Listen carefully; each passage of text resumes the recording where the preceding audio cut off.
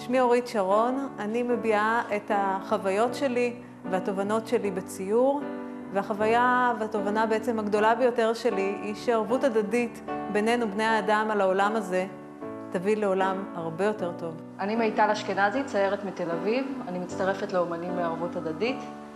ערבות הדדית בשבילי זה חיבור, דאגה לאחר ואהבה.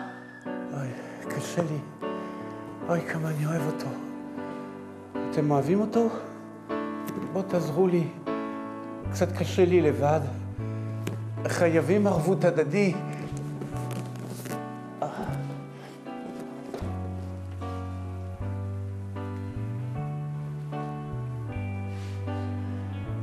אני אלן, שחקן, במאי, בובנאי, תפרן, וגם ליצן.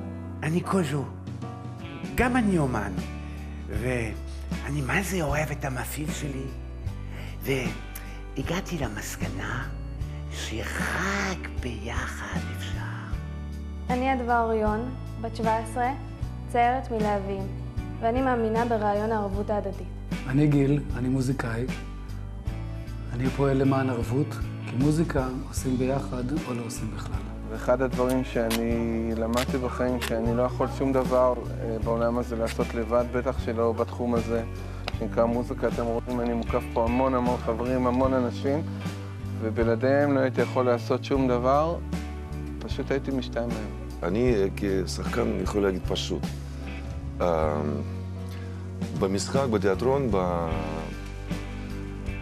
אתה יכול לעשות את ההצגה אם יש לך ערבות הדדית בתוך הלהקה שמשחקת את ההצגה הזאת. גם בחיים שלנו, אם אנחנו ככה נהיה ערבים זה בזה, כל כך שכל מה שקורה בינינו, כל המצבים וכל התופעות שיש בחיים, אנחנו ניקח את זה גם כן כמו הצגה, שגם בהצגה הזאת יש נושא.